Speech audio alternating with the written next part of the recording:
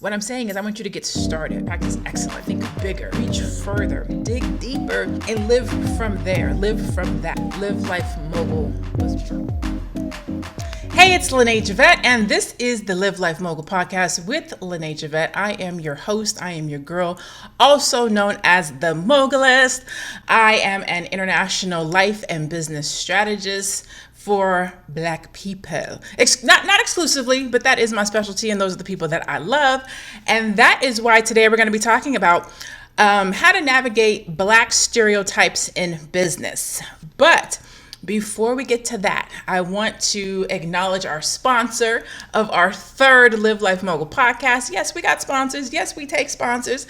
And this week's sponsor is Butter Me Essentials by one of my clients, Nagesti Pennock, who has an amazing shea butter line, hair care line, body line.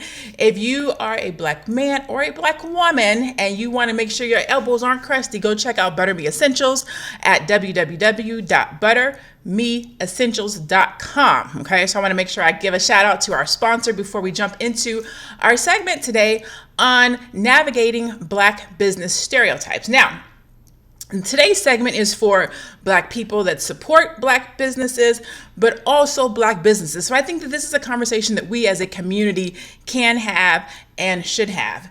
And before I get to that, let me remind you that you can catch us live on the Lene Javet business page when we record the podcast. So if you'd like to engage, ask questions, be a part of the podcast, you can catch me live every Thursday at 12 o'clock noon if you're on the West Coast, 3 o'clock p.m. if you're on the East Coast. Okay, so if you want to actually catch us live while we record the podcast, that is where you can do it, and that is how you can do it. So let's jump into this. First of all, let me tell you how passionate I am about Black-owned businesses. I am a Black-owned business. I own 3 businesses myself, and I love Black people. I love our resilience. I love who we are. I love what we stand for. And so it just comes natural for me to have an admiration for Black-owned businesses. What I don't like is the stereotypes that we as Black business owners get. I'm not saying that they're not valid, but I think that there's a way that we can navigate this, and that's what I want to talk about today. How do we navigate Black-owned businesses and the stereotypes that we have? So let's talk about the stereotypes. Some of these things we know, and let me say this. This is not one of those conversations where we just talk about the problems. We're going to talk about the problem, then we're going to talk about how can we fix it. I don't ever want to bring you guys conversations or dialogue or information where I'm not talking about how do we fix it. Because if we're not talking about how to fix it, then we don't really need to be talking about it at all. So let's talk about what the problem is, and then let's talk about some ways that we think we can fix it. Again, if you're on the podcast live, feel free to leave some commentary because I will be reading those commentaries. I will be answering your questions. I want to know what you think about what I'm saying. And so feel free to jump into this conversation if you are live, and I will come back to those comments. Now, stereotypes. A lot of the stereotypes that we hear and we see and we find with regards to Black-owned businesses, they're too pricey, the customer service isn't good, they don't know what they're doing, bad attitudes. There's a variety of different stereotypes that are out there. And again, I'm not saying that they're not valid, but I really want to put some context around why I personally think that we have these issues in our community. You can agree with me, you cannot agree with me. I'm just going to give you my take on why I think that we have these issues in our community. To me, one of the biggest reasons why we have issues with regards to Black businesses in our community is lack of business education, okay?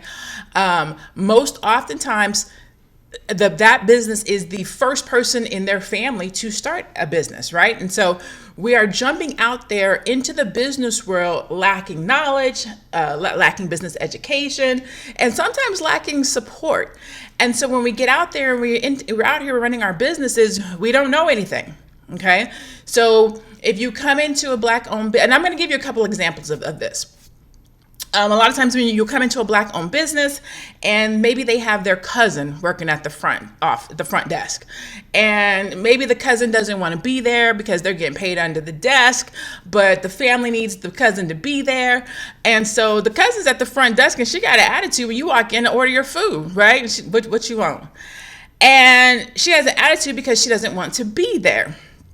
She doesn't know what she's doing. Maybe she hasn't been trained on the register. We don't know the case. And so you walk in and you're trying to get your food ordered and you're getting bad customer service, and you're like, I ain't come back here. These people don't know what they're doing. Now, there's a little bit of knowledge that needs to be garnered on both sides. As a Black business owner, we should think, you know what? Rather than having my little cousin come in here and sit at the front register who I can pay under the table cash, maybe we should invest in somebody who needs a job, pay them full wages, because they'll be happy to be there and have a job, right? But how that works is we as consumers have to go in to support the business. So let me repeat what I basically said. Black business owners suffer because they don't have the knowledge, the business education, and or the supporter finances. Because they don't have those things, sometimes they have to cut corners. One of those corners that is being cut could possibly be who they hire, who they bring on. It could be that they have to hire and bring on a family member who may or may not want to be there. Maybe they're under 18, there's other things they want to do. They put that person at the front desk. That person at the front desk has a bad attitude because they don't want to be there. So when you come in to do business with this business owner, you're getting the negativity off of that person at the front desk. And so now you have a bad taste with that Black business owner. Instead of thinking they're just getting started, they probably don't have the right people, maybe they don't know. These are just things. These are just some things that could be happening. Now, as the business owner, sometimes business owners have to think, you know what, my finances may not be as good as they could possibly be, but let me invest in customer service. Let me invest in making sure that the customer experience that people have when they come into my business is good. Instead of cutting a corner that saves me money, but now the experience that my customers are having is bad, okay? So there's a little bit of work that can be done on the consumer side when we come into a Black-owned business. Are they a startup? Are they just getting started? Do they have the knowledge to be running a business? There's a little bit of knowledge that has to come back on us as business owners that says, where do we need to invest our money? Right? Should we be investing in these dope graphics and making sure that we look good as a business, or should we be investing in our people and our customer experience? Okay, so to me, again, I'm going to use to me because I can't speak for the whole population, but I'm just going to talk about me as a business owner, as a business coach, as a person who supports Black businesses and goes out here and sees what Black businesses are doing.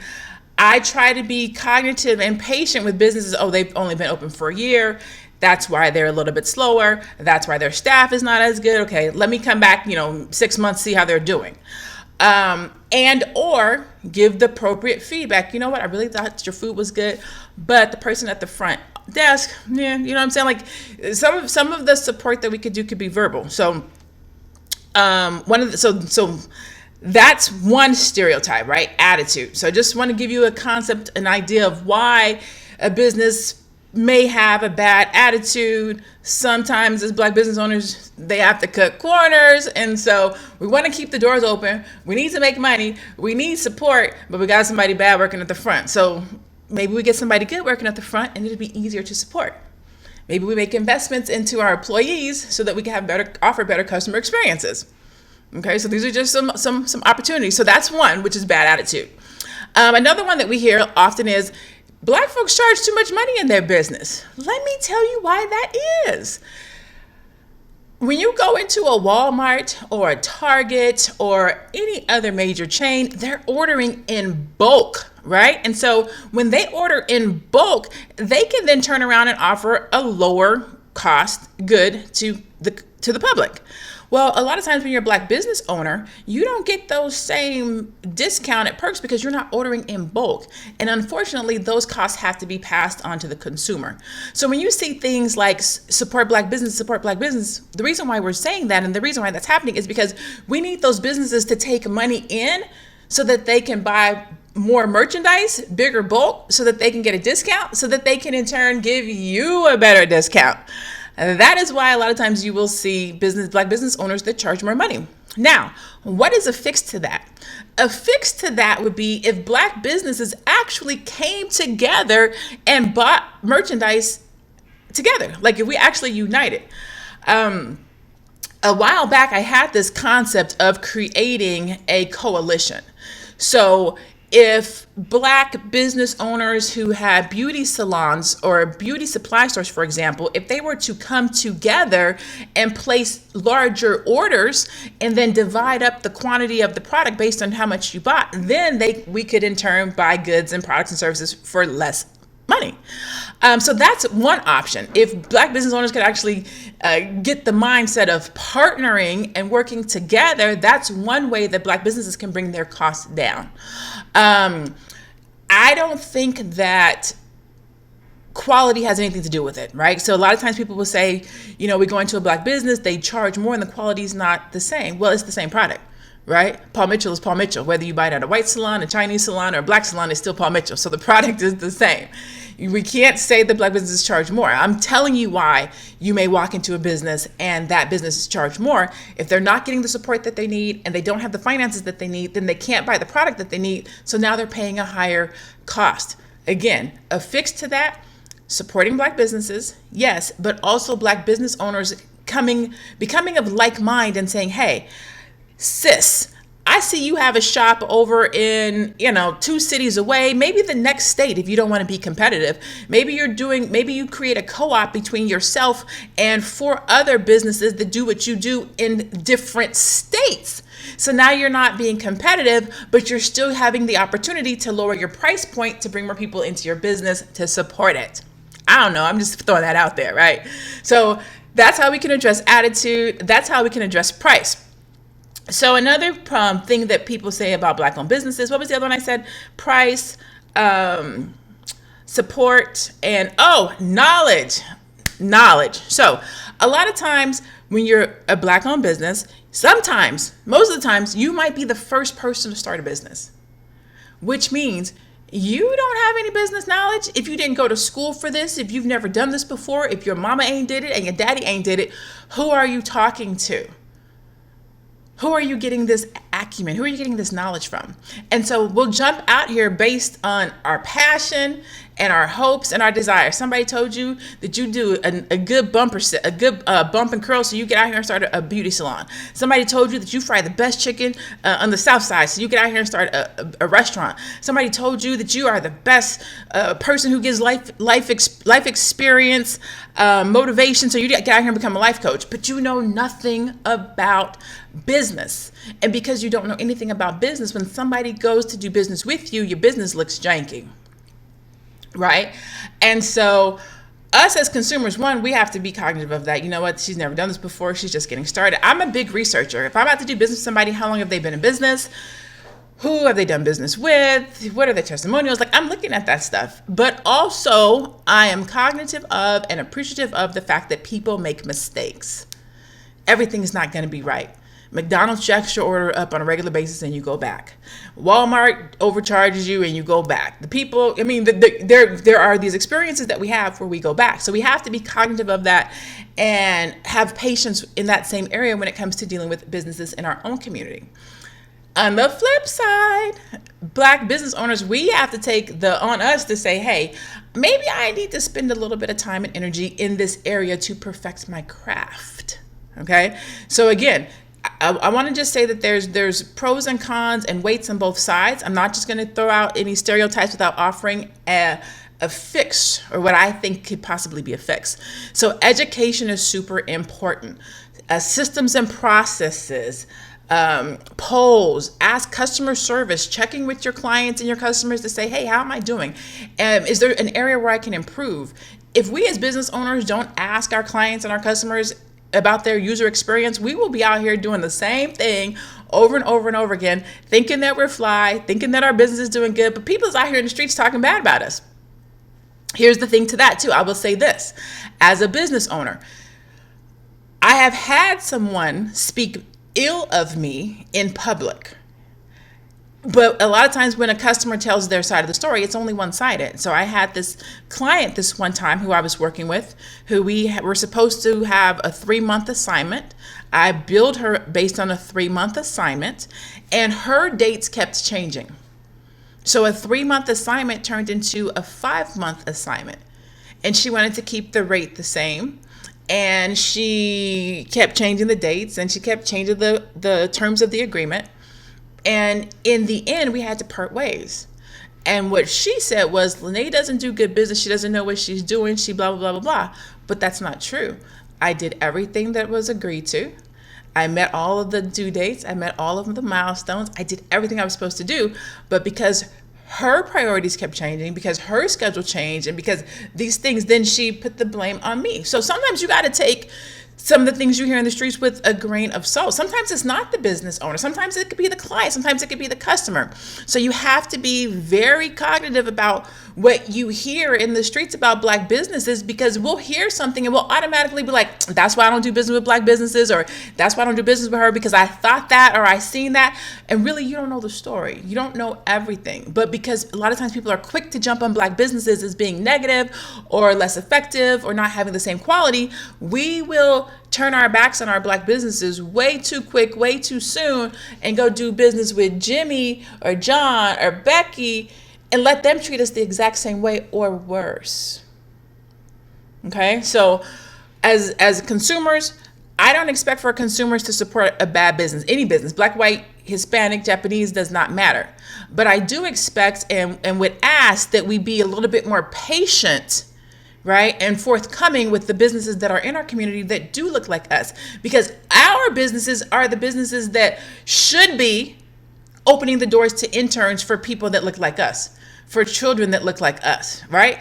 We should be the ones that are preparing the next generation for opportunities, for entrepreneurship, for trade school, so that they can then become entrepreneurs.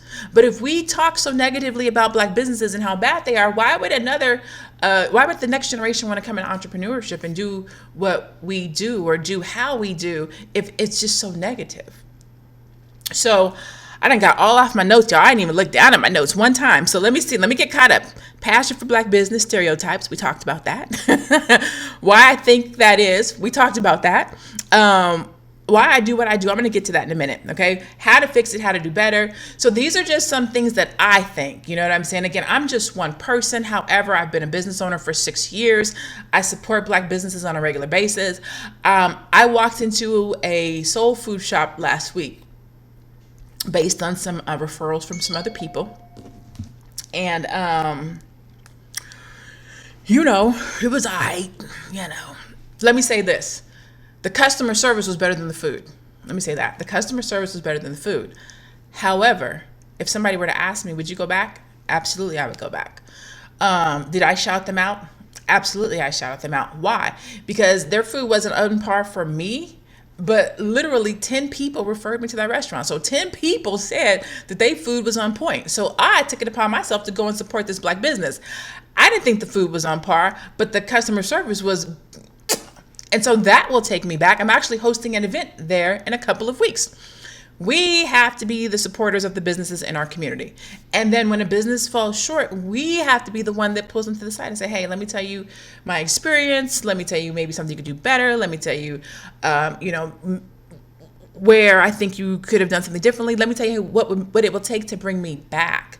We cannot throw our Black businesses to the wayside, but we do have but there are some areas where we can tweak some things. There are some places where some things can be fixed. I'm not saying that, okay? So let me tell you why I think this conversation is important. When I first started out as a Black business, it was really hard for me to get the education that I needed. It was expensive for me to get marketing. It was expensive for me to have a website done. I didn't know anything about Facebook ads. I didn't know anything about social media. I was literally out here burning through money. And if some of you guys know this story, I spent $10,000 on my first website and nobody saw it.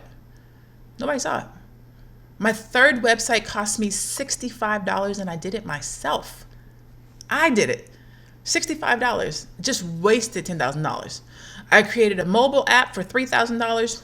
I didn't use it. Literally burnt through and lost $13,000 because I didn't know what I didn't know. And if I had to be honest, I wasn't asking the right questions and I wasn't asking for help. I don't know why we as Black people have this ego thing where we don't ask for help. We're struggling. We're not seeing the results that we want, but we won't ask for help. We're losing customers. We got people coming in talking, complaining about our business. Our prices are too high. We won't ask for help. We won't go out and get the information or the knowledge that we need. So And I say that because that was me. That was me just 6 years ago. That was me struggling in my business, giving back customer service. I didn't have an attitude, but I just didn't know how to run my business. If I have to be really honest with you. And so that's how the whole mogul and training thing came about. I had to teach myself these things. I had to get with people like Lauren Varlack, who's on here right now, Brand Your Flavor. Shout out to Brand Your Flavor. Lauren and Jessica Van, who does J Van Brands. Both of those two sisters, God bless their soul, took me under their wings and taught me about marketing. I'm lying. Taught me about branding. If you see anything that has to do with 31 Days Like a Mogul from the early years, that was Jay Van. That was Jessica Van. If you see anything that has to do with Mogulvation, that was Lauren Varlack with Brand Your Flavor. Like queens, sisters, black women, people that look like me, helped me, took me under their wings and taught me how to do things. You see this right here, this Live Life Mogul right here? I did that. Like your girl can brand now. Your girl is good on the graphics. The Live Life Mogul shot with the red shirt and the black jeans and the black drop. Your girl did that. Now I can do graphics. Now I can do these different things because I was with people who loved me and supported me and wanted to see me do well. Now I say that to say this: I don't do everything by myself. Like if I'm charging for something, then I will have some, I'll go and hire a graphic designer. But my point is, because I asked for help, because I sought other black business owners, there was things that they were able to teach me. There was knowledge that I was able to gain because I said, hey, I don't know what I'm doing. I need help. And somebody was able to help me. Now, when I got bigger and better and, I got a little bit of swag in my entrepreneur game, then I could start, paying for different things. So I grew into Melvin, who's at artistic. I'm about to mess his whole brand up. Artistic Expressions, who has done some of my flyers and things in the past. But it started from opening my mouth and saying, I'm struggling. I need help. I'm not doing something right. Then you have my girl Socially Nina, who helped me with my videos. You have my boy Dwayne Bluestein, who pulled me onto his podcast and was like, I think that you would be good on video. And I was like, I've never done video before. I don't think I could do this. And he was like, I got you. I'm going to show you what to do. I'm going to show you the ropes. And here I am 6 years later with my own podcast. I go live 2-3 times a week. Why? Because another black business owner pulled me to the side and was like, let me show you, let me help you hone your craft. When I first got started, I didn't even have a coach or a mentor. Dr. Will Moreland, shout out to Dr. Will Moreland, pulled me to the side and was like, hey, you're a little bit rough around the edges, girl. You need to smooth some stuff out. Let me help you. Let me show you what to do because you out here looking crazy. So as black business owners, we have to support each other. We have to support each other. We have to say, hey, something isn't right. As consumers, we have to say, hey, let me connect you with this person, or let me help you with this, or let me tell you how that you could do this a little bit differently, or how you could do this a little bit better. But all of this comes from unity. All of this comes from support. As black business owners, we have to support other black business owners. As consumers, we have to support black businesses. It's an ecosystem of support and understanding and patience. Now, I know I'm not shouting out nearly as many or enough people that helped me, right?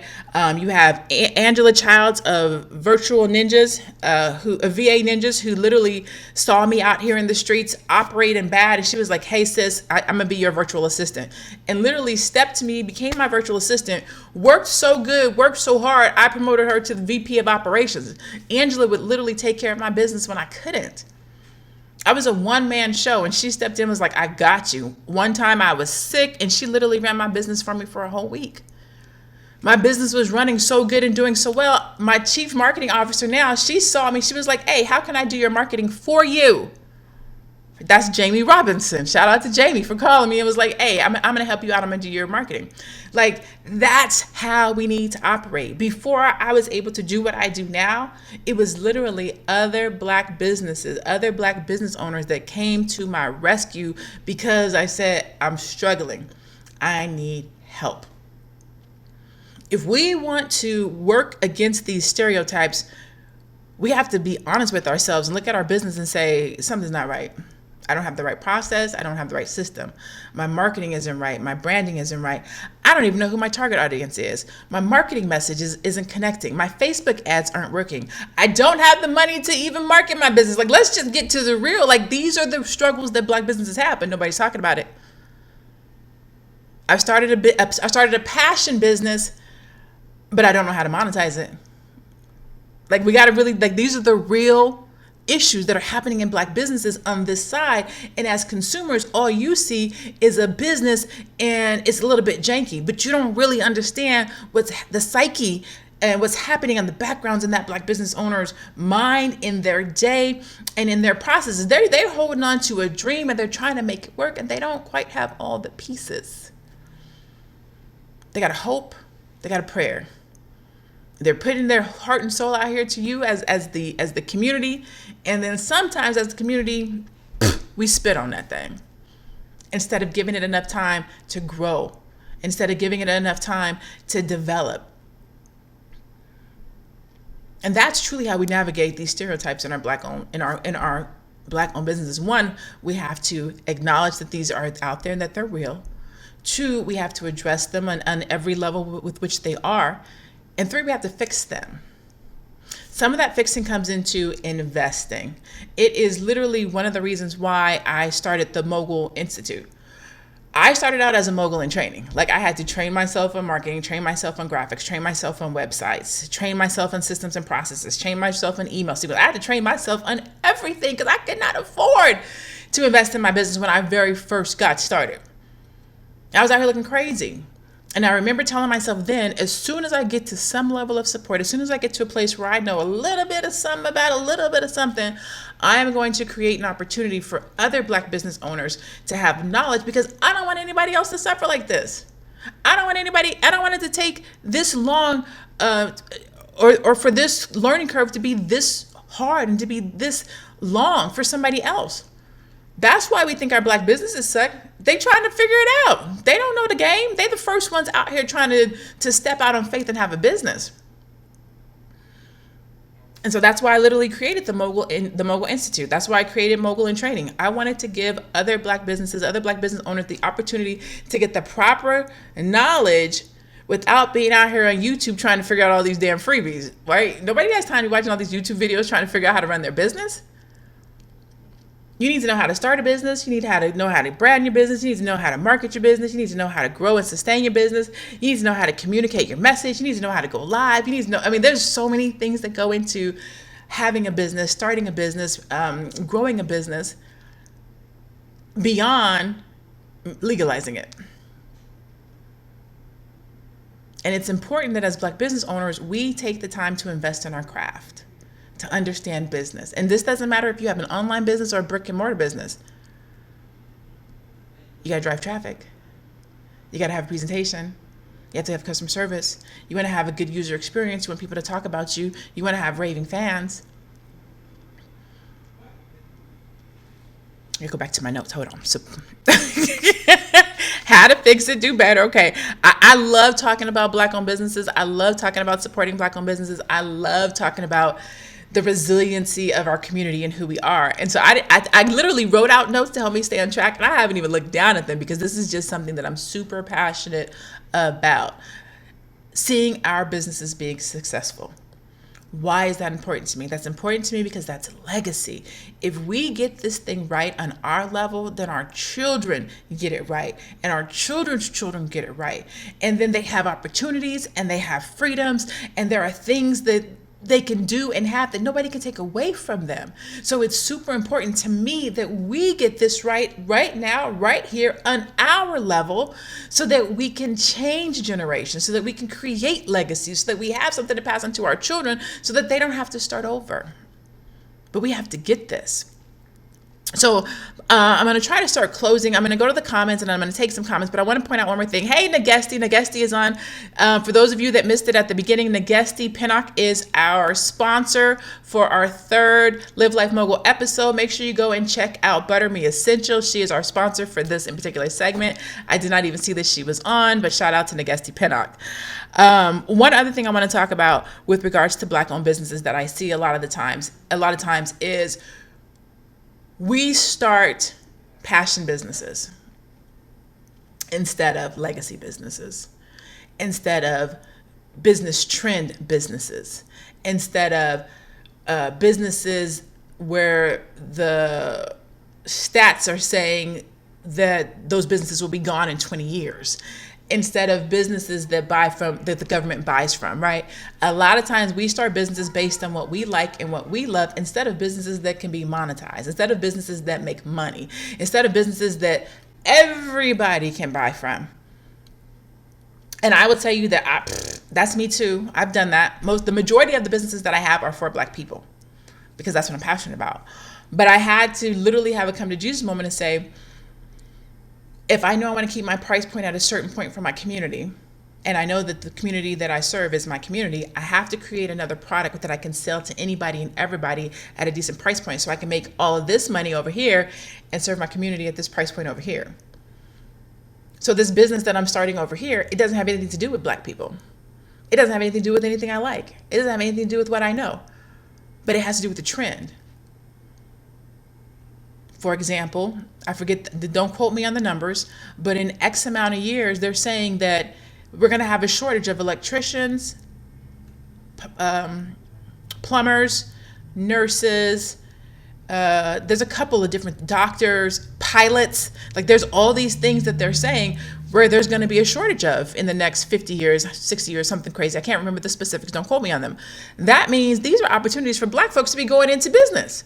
That means if your child doesn't know what they're going to do, they need to be looking at being a pilot. They need to be looking at going to trade school and becoming an engineer so they can start an engineer company. They need to be looking at becoming a plumber so that they can start a plumbing company. If the trend is telling us what we're not going to have, we need to be looking at how do we meet those needs instead of doing what we're passionate about. Go start a business that is profitable, that's going to make money, that will fund your family, and then go start your passion project on the side. Like, we have to think bigger than just Black businesses that provide hair, makeup, chicken. You know what I'm saying? Like there's electrical shops. You can't make an iPad or an iPod or a Mac, but you can open up a shop that sells electronics, right? You can't make a car per se, but you can have a Black-owned car dealer. Like, we have to change how we think. We have to think bigger. We have to think better. We have to think legacy. We have to think generational. We have to get ahead of this thing, because other folks is researching us. Other folks is looking at our trends. Other folks are seeing how we shop. Other folks are seeing what we like. Other folks are seeing what we watch, and they're creating products and businesses to meet us in 20 years. And if we don't get our shit together, we're going to get left behind. We're already behind. We're 400 years behind, but that is a completely different podcast, right? That's a whole nother podcast. We'll stick to what we're talking about right now. Right now, we're talking about how do we get ahead? How do we get caught up? How do we get in front of the curve? If you are out there and you're thinking about starting a business, do some research on where is there going to be a shortfall? Where is the world going to be coming up short in the next 20, 30, 40 years? And what kind of a business can I start that I can pass on to my son, that I can pass on to my daughter? I am passionate about XYZ, but this is what's going to create generational wealth for my family. And how can I do it right? What the other community does is they create businesses that can sustain. They go and they research, they get the business knowledge, they figure it out, and then they go start a business. So don't look at a business like, I don't have any knowledge in this. Go get the research. Ask for help. Find somebody that does have that information. Change your network. Change who you're talking to. Join the Mogul in Training program. If you're a business owner and you are struggling with your business, your graphics don't look good, your marketing isn't right, you're not sure if your message is right, your website is janky, join the Mogul in Training program. That's literally what I do. I am a life and business strategist. I help entrepreneurs and small business owners in years 1 through 5 grow their business. Mogul their business, flip their mogul switch on so that they can operate in a place where they're actually seeing results from their hard work. It sucks to be out here in this business world as an entrepreneur and not seeing the results you want for your business because you didn't ask for help. because you didn't seek help, because you didn't invest in yourself. The other thing for me was when I first got started, everybody that could help me, I couldn't afford. That's literally why the mogul and training program is only $49 a month. I literally talked to somebody the other day and they were like, your prices are too low. No, they're not. They're just right for my target market. My passion is Black people, Black business owners. And in order for me to make sure that I can connect and help the masses, I need to make sure that it's at a price point that they can afford. So for me, I know that there are coaches and business owners that are like, I need to get $5,000 off of a person. I need to get $10,000 off of a person. I only want to see 5 clients. I don't. I want to help 1 million Black people. In order for me to help 1 million Black people, I need to have a price point that 1 million Black people can afford. Like, that's me. That's to me, Black businesses are the trend. To me, Black people are the trend. And I want to meet them 20 years from now. I want to meet them in legacy. I want to meet them in generation. Like, that's what wakes me up each morning so that I can do what I do. Look at my girl, Angie. Angela Childs is on the live right now. Again, for those of you guys that missed it earlier, I shouted her out. She is the founder of VA Ninjas. She is literally the first person that contacted me with Cosire, became my virtual assistant, and then my VP of operations. She is my ride or die. We literally, me, her, and Jamie literally on Tuesday sat in Google Hangouts and started a whole new business.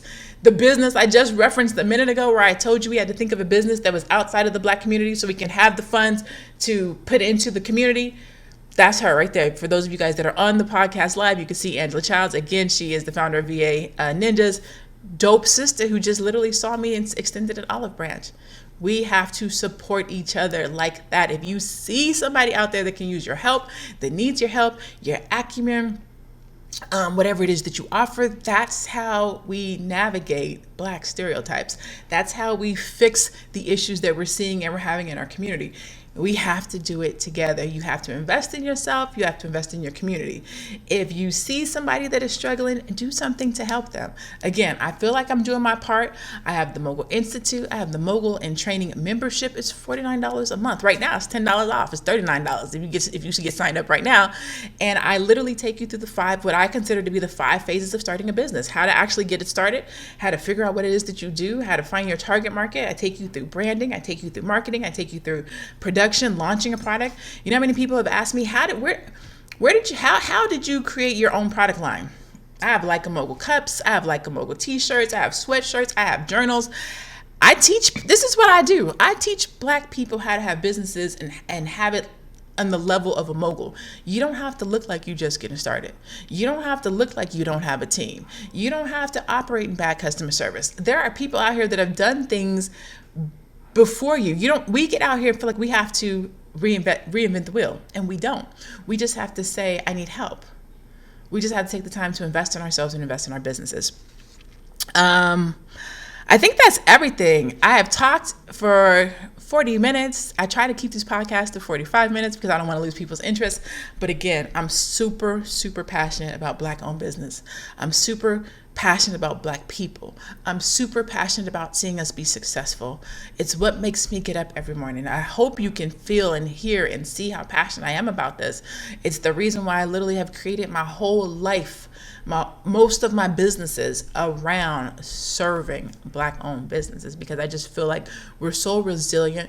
We are the future. We can break generational curses. We can create legacies. We can do things differently today, right now, on our level that will impact our children's children. So I'm going to try to hit up some of these comments in the next 5 minutes, because I do like to let people chime in. Again, the Live Life Mogul with Lene Javet podcast is recorded on Thursdays at 12 o'clock noon if you're on the West Coast, 3 o'clock p.m. Eastern, okay? If you would like to chime in, be a part of, I record these live on my Facebook page. So you can literally join my Facebook Live and leave your comments, leave your questions, and be a part of this conversation. So I'm going to try to read some of these comments over here and see if there's any questions. Let's see. Nika Max says, I must admit that I should be a lot more supportive by being intentional to provide feedback to help the businesses make any necessary changes. I agree with that. I think that that's a part of a community, right? We cannot just walk out and be like, I'm never going to support that Black-owned business again. You never walk out and say, I'm never going to support that Chinese business again. You never walk out and say, I'm never going to support that white business again. We never walk out of any other business and say that. We only do that with our businesses, okay?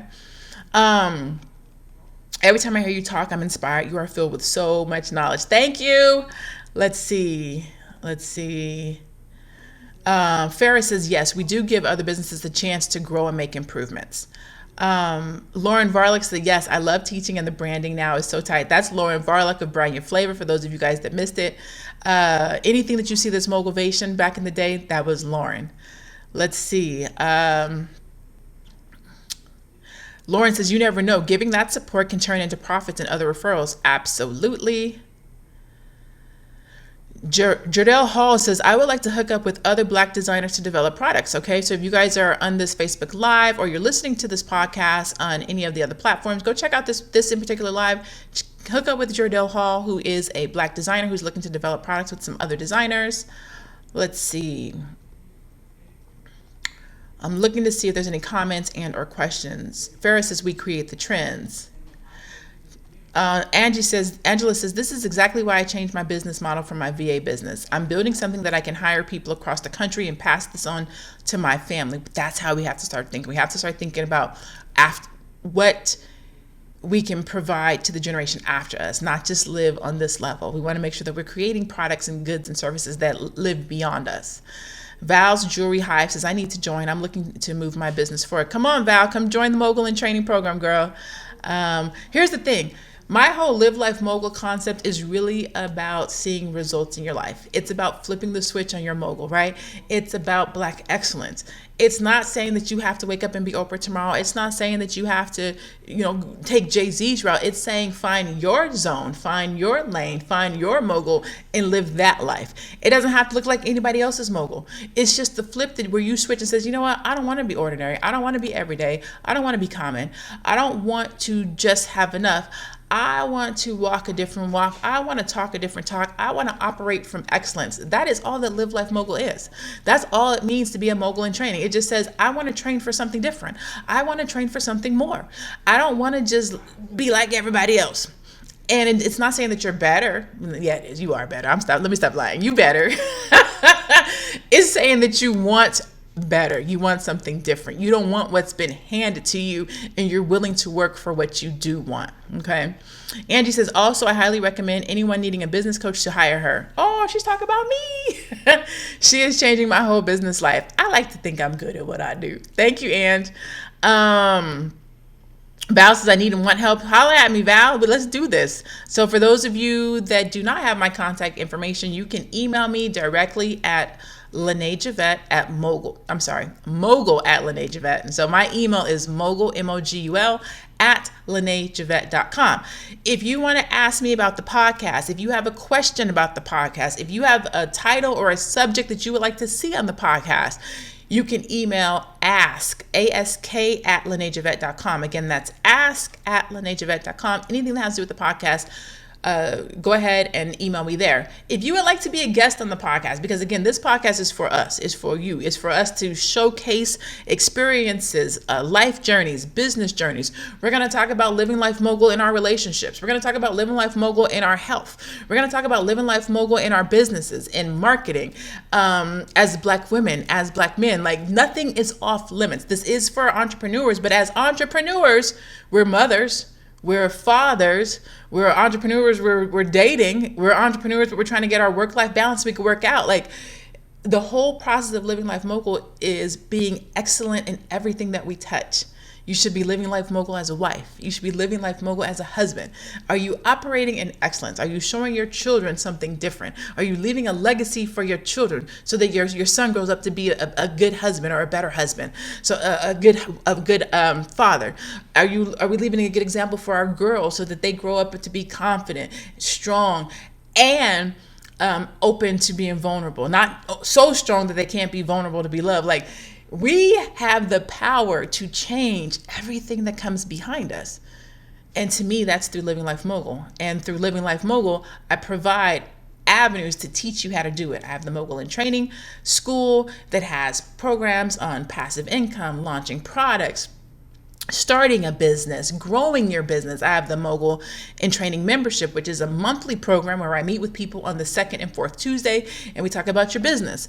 I have Mogul in Training group coaching. I have Mogul in Training one-on-one coaching. Like, I am here to serve Black people. Black families, Black entrepreneurs, Black professionals. If you want to do something different in your life, make sure you continue to tune into the Live Life Mogul podcast on every Thursday. The special announcement I have this week is we are in the iTunes store, we are in Google Play, we are on Stitcher, we are on iHeartRadio, we are on Spotify, we are on TuneIn. Your girl is in all the podcast platforms, so feel free to download and listen. This is our third podcast. I'm just getting started, but I plan to be here every Thursday and to grow this for you, for our Black community, for all of those that want to change their life, that want to change generations, that want to live life mogul. I am your girl, Lene Javet, and that is our time this week. I love you. I appreciate you. Thank you so much for tuning in, and I'll see you next time. Bye-bye.